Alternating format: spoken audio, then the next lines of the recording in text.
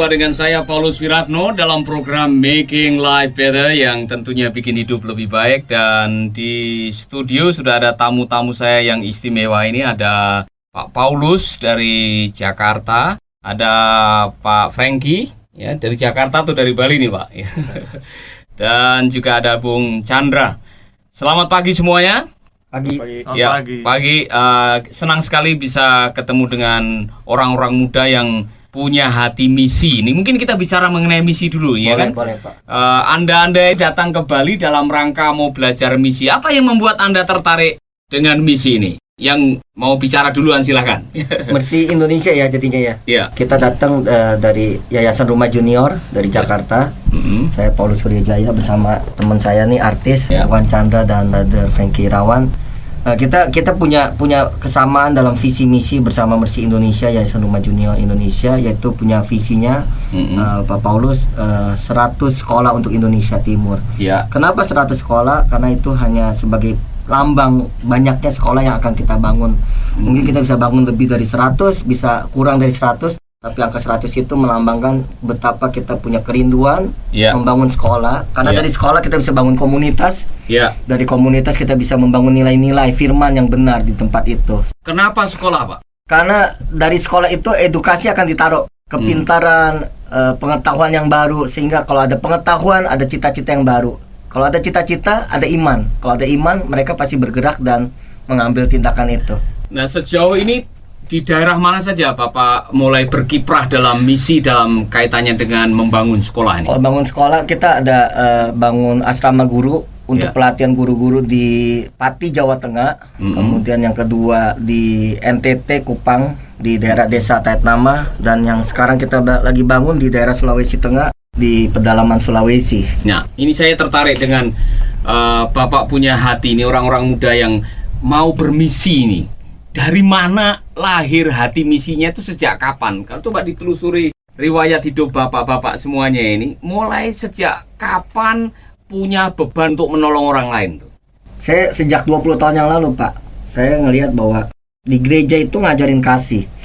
Di gereja itu ngomong tentang Tuhan, tentang kebaikan. Tetapi begitu saya lihat di rumah-rumah orang, khususnya para hamba-hamba Tuhan, mereka memperlakukan pembantu itu seenaknya.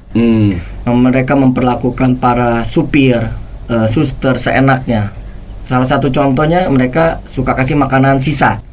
Kadang makanan tidak layak dan basi. Ketika mereka sakit, biasa tuan rumah dan ibu rumah akan memberikan obat yang seadanya, semurah mungkin. Tidak mungkin memberi kesembuhan. Sehingga 20 tahun lalu itu membuat saya jadi sebuah perjanjian saya sama Tuhan. Dan saya berkata, Tuhan, kalau saya diberkati, saya tidak akan mau melakukan hal ini buat orang-orang di sekitar saya. Karena kasih terhadap Tuhan harus nyata terhadap sesama kita. Jadi itu menjadi inspirasi Pak 20 tahun lalu. Jadi mulai terinspirasi untuk berbuat sesuatu itu karena melihat. Jadi ini pelajaran bagi kita semuanya, saudara-saudara. Kadang-kadang kita diizinkan oleh Tuhan melihat peristiwa-peristiwa dalam kehidupan yang membuat belas kasihan kita ini muncul gitu. Nah, dari situlah muncul sebuah hati untuk menolong orang lain. Waktu itu, Pak, mungkin Paulus muda istilahnya. Paulus muda. Yang remaja, Paulus junior. Apa yang Bapak lakukan waktu melihat kayak gitu-gitu tuh? Saya langsung, kalau lihat seperti itu, kalau orang itu orang di rumah, saya langsung memberikan makanan yang terbaik buat dia. Kalau dia sakit, saya bawa ke dokter. Walaupun uang saya terbatas, saya harus keluarkan. Saya cari obat yang terbaik, saya cari dokter yang terbaik. Tapi kalau misalkan ini berhubungan dengan orang lain, kan saya hanya melihat dan tidak bisa berbuat apa-apa. Tapi kalau itu orang di luar rumah, misalkan di jalanan atau di daerah umum, saya akan dekatkan orang itu, kenalan, lalu saya akan bawa orang itu langsung ke rumah sakit. Ya, baik. Saya mau tanya dengan orang muda yang ganteng di sampingnya Pak Paulus ini, ya. Bung, bisa kenalkan dulu namanya? Ya. Saya Irwan Chandra. Irwan Chandra, saya pernah nonton Anda di televisi nih. Iya. Rupanya bintang sinetron ya. Betul sekali. Nah, ini ada bintang sinetron yang juga punya hati misi rupanya. Iya. Sejak kapan Anda ini punya hati bermisi ini, sejak kapan? Sebenarnya saya tidak sengaja juga menemukan apa sih hakikat hidup saya untuk menjadi berkat. Karena waktu saya kecil, saya sering melihat bahwa ada satu rasa iba atau sedih kalau saya melihat anak jalanan. Ditambah lagi setelah saya menjadi artis dan saya banyak sekali mendapat kemudahan, kemurahan di mana apapun saya mendapat gratis. Tetapi waktu saya lihat banyak sekali orang di luar sana tidak dipedulikan ataupun terlantar, dan saya pikir dengan kesuksesan saya ataupun dengan influence saya mungkin bisa membawa beberapa berkat ya bagi orang-orang anak-anak, khususnya saya terbeban untuk anak jalanan sama orang tua ya, panti jompo atau janda tua. Jadi saya pikir, wah Tuhan, saya suatu saat Tuhan, saya mau nih, kapan nih saya Tuhan bisa bergabung, ketemu orang-orang punya hati misi.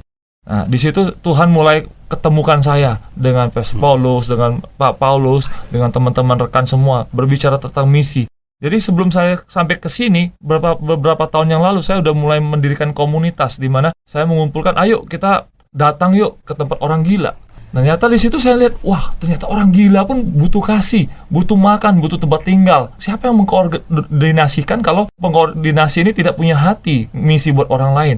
Nah di situ saya mulai dikasih Tuhan bibit-bibit benih kasih itu untuk misi. Jadi tersentuh melihat anak-anak gelandangan, anak-anak yang telantar, yang sebagainya, bukan dan orang gila, orang-orang gila gitu. Jadi memang tidak semua orang mudah tersentuh belas kasihannya, ya. Dan kalau hati kita kok mudah tersentuh oleh belas kasihan seperti itu, bersyukurlah, karena Dalai Lama pernah mengucapkan kalimat, jika Anda tidak punya hati belas kasihan, Anda punya penyakit hati paling parah.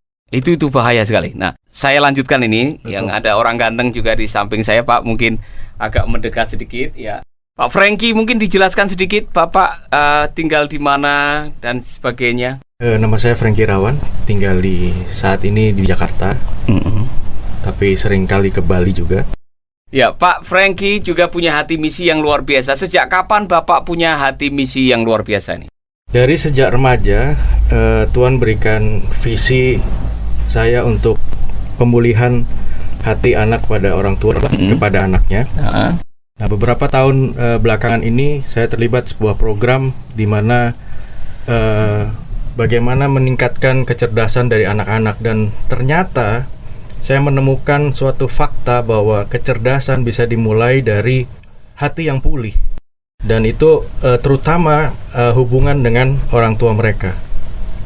Ya, artinya kalau anak-anak ini hatinya sudah dipulihkan, punya hubungan yang baik dengan orang tuanya, kecenderungannya untuk bisa belajar normal dan bisa menjadi lebih cerdas itu bisa terjadi, Pak. Betul sekali. Wah, luar biasa. Lalu, apakah Bapak punya latar belakang berkaitan dengan hubungan di masa kecil? Kok Bapak akhirnya terbeban di situ? Latar belakang hubungan dengan orang tua sih, saya sebenarnya berlimpah kasih sayang orang tua karena anak sulung, cucu paling besar biasanya agak dimanja gitu. Tapi seiring dengan kemanjaan-kemanjaan itu, saya melihat ada hal-hal lain yang terjadi, yaitu adik-adik saya merasa bahwa wah ini orang tua nggak fair dan segala macam. Sehingga pada waktu saya dewasa, saya terpaksa harus memaksakan diri keluar dari rumah untuk bekerja di kota lain supaya adik-adik saya bisa kasih sayang orang tua saya juga tertuju kepada adik saya, seperti itu. Jadi sejak saat itu ya, mulai ada hati misi ya. Kembali kepada Bapak Paulus. Pak Paulus, selama ini Bapak sudah berkiprah di berbagai daerah ya, dengan kegiatan-kegiatan misi dan sebagainya. Kemudian dampak yang Bapak sudah lihat dari apa yang Bapak lakukan itu seperti apa? Yang langsung mungkin orang bisa melihat, wah ini luar biasa hasilnya, seperti itu. Dampak di sekolah atau? Dampak di sekolah atau di dalam komunitasnya. Buat saya, tiap orang itu butuh perhatian, Pak. Dan perhatian itu nggak cukup dari orang tua saja, karena kebanyakan orang tua juga sibuk kerja kan. Iya.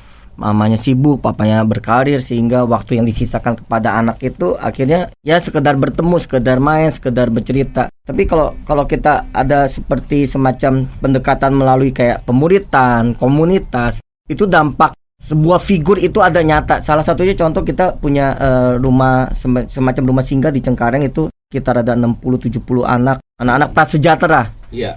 Yang sebelum gabung mereka nggak punya cita-cita, harapan, mereka nggak punya figur, mereka nggak tahu hidup ini mau seperti apa. Tapi karena kita bersama-sama mereka hampir setiap hari, dari yang tadinya tidak bisa main musik, sekarang bisa main musik. Dari yang tadinya tidak percaya diri, sekarang percaya diri. Dari yang tadinya pendiam sekarang bisa bercerita dan mereka bisa mengungkapkan, nanti besar saya akan mau jadi ini, saya besar mau jadi ini. Karena apa? Karena kakak saya menceritakan sesuatu dan memberikan pengharapan yang luar biasa buat hidup itu. Itu jadi dampak yang sangat buat saya, besar sekali ya. Pak, secara pribadi, sebagai pribadi yang terlibat melakukan misi, waktu melihat bahwa hasil daripada apa yang Bapak lakukan itu berdampak positif kepada orang-orang yang menerima perbuatan misi Bapak ini, rasanya gimana, Pak? Wah, senang banget, Pak. Sukacita ya? Iya, kepuasan yang tidak bisa dibayar itu, Pak. Jadi banyak orang berkata, kenapa sih pelayanannya kayak orang gila gitu, nggak kayak orang normal. Kita disebut orang gila nih, Pak. Saya bilang, ya Yesus lakukan hal yang ini. Jadi kan kita bingung nih, yang gila siapa, yang normal siapa kan, Pak? Ya kan, buat saya ini yang normal dan yang Tuhan katakan ya seperti ini kan. Ya. Nah, saudara yang dikasihi oleh Tuhan, yang sedang mendengarkan program ini kabar baik bagi kita semua. Ternyata memang sukacita hidup kita ini kita temukan waktu hidup kita ini berguna bagi orang lain. Ya, betul banget. Ya. Makanya saya belum pernah lihat orang selfish, orang egois bahagia. Saya belum pernah itu.